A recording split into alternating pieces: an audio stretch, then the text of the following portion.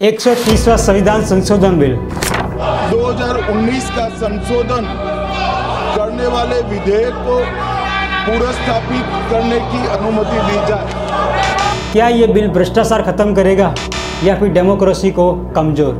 जो आप बिल लाना चाह रही है जिसमें ये तो नीतीश जी के लिए ला रही है, चंद्रबाबू नायडू जी के लिए ला रही है। क्या ये नेताओं का अकाउंटेबल बनाएगा या फिर उन्हें पॉलिटिकल ट्रैप में फंसाने का नया तरीका बनेगा?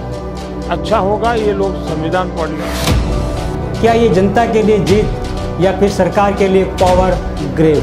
इतिहास गवाह है, जब भी कानून जनता की ताकत बढ़ाने के लिए लाए गए उनके पीछे पॉलिटिकल जरूर छिपी होती है, और इस बार भी पिक्चर इतनी सिंपल नहीं है। नमस्कार दोस्तों, 130वां संविधान संशोधन नाम सुनकर आपको लगेगा ये कोई टेक्निकल सा अमेंडमेंट होगा, लेकिन नहीं, ये बिल भारत की राजनीति को हिला सकता है। दोस्तों, डेमोक्रेसी की असली खूबसूरती यही थी कि जनता अपने प्रतिनिधियों को चुनती है और वो प्रतिनिधि सबसे ईमानदार, सबसे जिम्मेदार और सबसे साफ सुथरे होंगे। कॉन्स्टिट्यूशन लिखते वक्त डॉक्टर B.R. अम्बेडकर और बाकी मेकर्स ने यही सपना देखा था, लेकिन आज 75 साल बाद जनता पूछ रही है, क्या हमारे नेता सच में हमसे अलग नियमों पर जी रहे हैं? क्या जेल भी अब नेताओं के लिए नया ऑफिस बन चुका है? चलो आपको थोड़ा पीछे ले चलता हूँ। 2013 में सुप्रीम कोर्ट ने लिली थॉमस केस में एक ऐतिहासिक फैसला दिया था। साफ साफ कहा गया कि अगर कोई सांसद या विधायक 2 साल से ज़्यादा की सज़ा पाता है तो उसकी मेंबरशिप तुरंत ख़त्म हो जाएगी।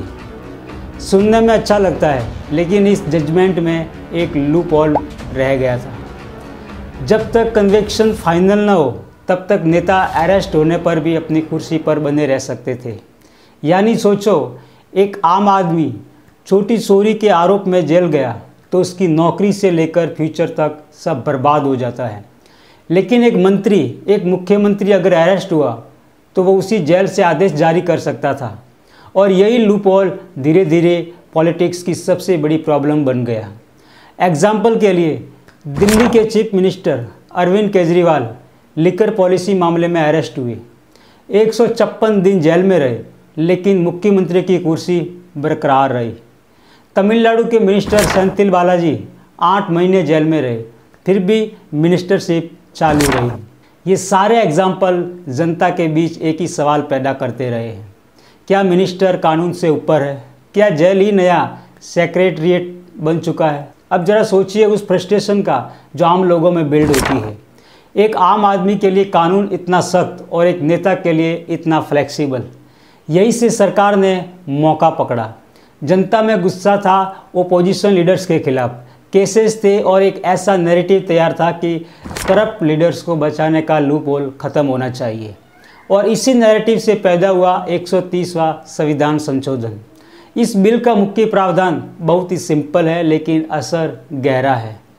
अगर कोई मिनिस्टर, चाहे वो स्टेट का हो या सेंटर का, 30 दिन से ज़्यादा जेल में रहता है तो उसका पद अपने आप ख़त्म हो जाएगा। कोई रेसिग्नेशन की ज़रूरत नहीं, कोई गवर्नर या प्रेसिडेंट की परमिशन नहीं, सीधा ऑटोमेटिक रिमूवल। सुनने में ये जैसे करप्शन पर सर्जिकल स्ट्राइक लगता है, लेकिन दोस्तों, जैसे हर सिक्के के 2 पहलू होते हैं, वैसे इस कानून के भी 2 चेहरे हैं। रूलिंग पार्टी कहते हैं कि ये बिल डेमोक्रेसी को साफ करने का काम करेगा, यानी कि अब कोई मंत्री जेल में बैठकर कुर्सी नहीं पकड़ेगा। जनता का विश्वास बढ़ेगा कि कानून सबके लिए बराबर है, और सरकार ये नैरेटिव बेच पाएगी कि वो करप्शन के खिलाफ सख्त कदम उठा रही है। अपोजिशन वाले कहते हैं कि आज की पॉलिटिक्स में एजेंसीज का मिसयूज़ कोई नई बात नहीं है। CBI, ED, इनकम टैक्स जैसे एजेंसी को बार बार ओपोजिशन लीडर्स के खिलाफ हथियार की तरह इस्तेमाल किया गया है। अब सोचो, अगर किसी ऑनेस्ट ओपोजिशन लीडर्स को फर्जी केस में फंसाकर 30 दिन जेल में रखा गया तो क्या उसकी सरकार गिर जाएगी? क्या इस बिल को एक पॉलिटिकल वेपन्स की तरह इस्तेमाल नहीं किया जा सकता? और यही से शुरू होती है असली कहानी। जब ये बिल संसद में पेश हुआ तो माहौल बैटलफील्ड जैसा था। ओपोजिशन पार्टीज ने इसे डेमोक्रेसी की हत्या कहा, सरकार ने इसे करप्शन के खिलाफ हिस्टोरिक कदम बताया। संसद के अंदर कागज फाड़े गए, नारेबाजी हुई, किसी का माइक म्यूट किया गया। विपक्ष ने कहा अरेस्ट होना और दोषी साबित होना दोनों अलग चीज़ें हैं। आज की राजनीति में एजेंसी का मिसयूज़ कोई नई बात नहीं है। विपक्ष का आरोप था कि सीबीआई, ईडी और income tax department ruling party के लिए पॉलिटिकल वेपन्स बन चुके हैं। मतलब सोचिए, अगर किसी ऑनेस्ट ओपोजिशन सीएम को एक फर्जी केस में फंसा दिया गया और वो 30 दिन तक जेल में रहा तो क्या उसकी सरकार गिर जाएगी? तो सवाल ये है कि क्या ये करप्शन मिटाने का टूल है या फिर रूलिंग पार्टी का नया political weapons?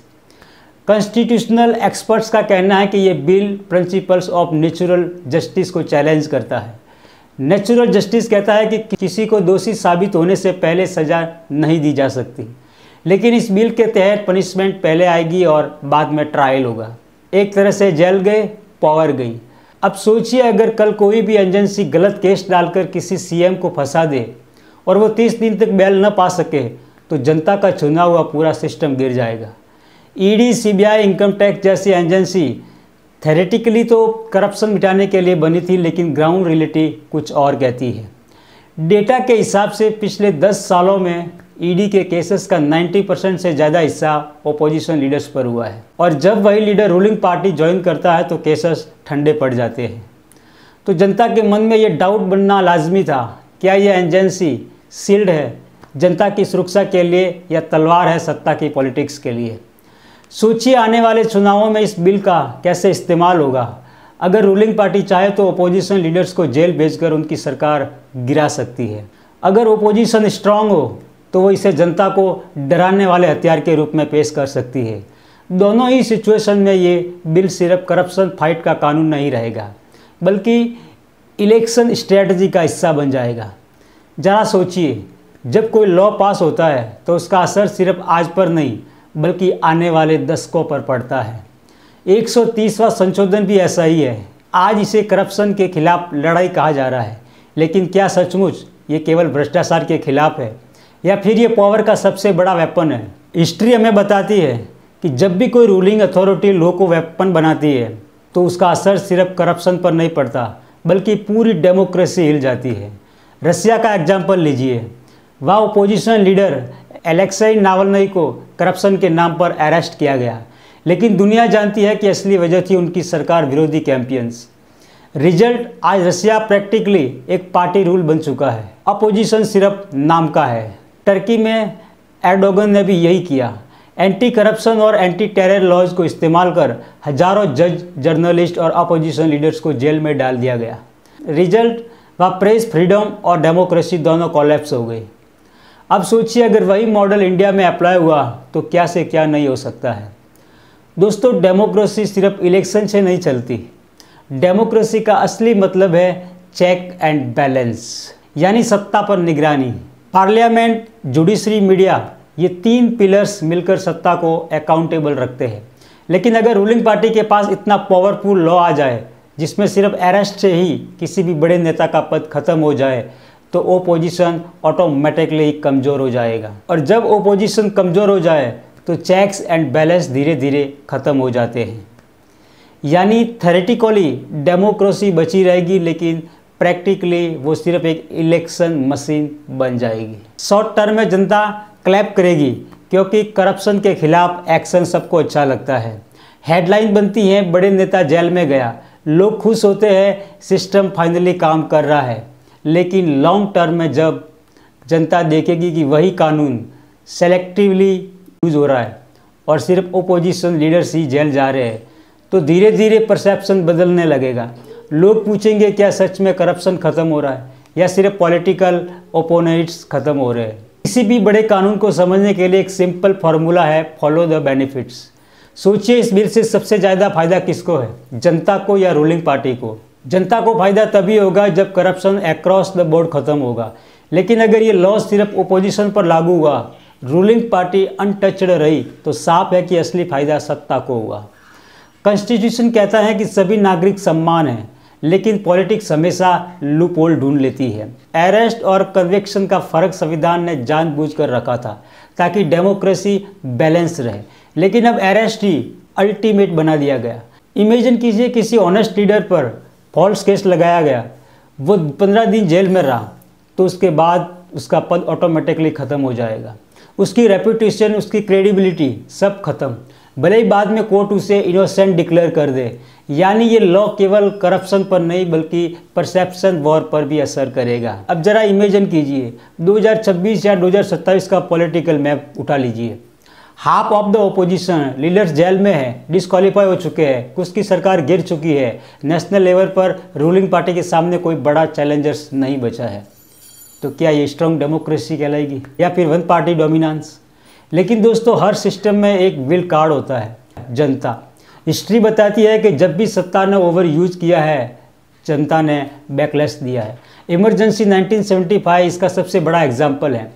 Why did Indira Gandhi declare a state of emergency in 1975 which lasted for 21 months with tens of thousands were arrested, 150,000 buildings were demolished in Delhi itself and which led to large scale political unrest in the country? Indira Gandhi ने opposition को jail में डाल दिया था, media पर control किया था। शुरुआत में लगा कि सत्ता अजय है, लेकिन 1977 में जनता ने पूरी सरकार ही पलट दी। यानी जनता शॉर्ट टर्म में कंफ्यूज हो सकती है लेकिन लॉन्ग टर्म में वो सबसे बड़ा जज है। तो दोस्तों 130वां संशोधन सिर्फ एक बिल नहीं, ये आने वाले 10-20 सालों की पॉलिटिक्स और डेमोक्रेसी की डायरेक्शन तय करेगा। ये तय करेगा कि इंडिया करप्शन फ्री बनेगा या फिर ओपोजिशन फ्री।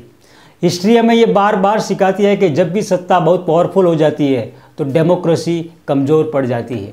लेकिन डेमोक्रेसी की असली ताकत जनता है और ये आप पर डिपेंड करता है कि आप इस पावर को कैसे बैलेंस करते हैं। अब आपकी बारी है, आप क्या सोचते हो इस बिल के बारे में? क्या ये इंडिया को करप्शन फ्री बनाएगा या फिर डेमोक्रेसी को रिस्क पर डाल देगा? नीचे कमेंट में अपनी राय ज़रूर बताइए। अगर ये वीडियो आपको इन्फॉर्मेटिव लगा हो तो इसे लाइक और शेयर कीजिए ताकि ज़्यादा लोग इस मुद्दे को समझ सकें।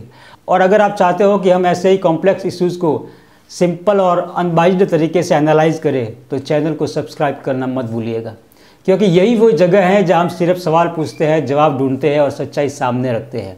तो मिलते हैं अगले वीडियो में, तब तक के लिए जय हिंद।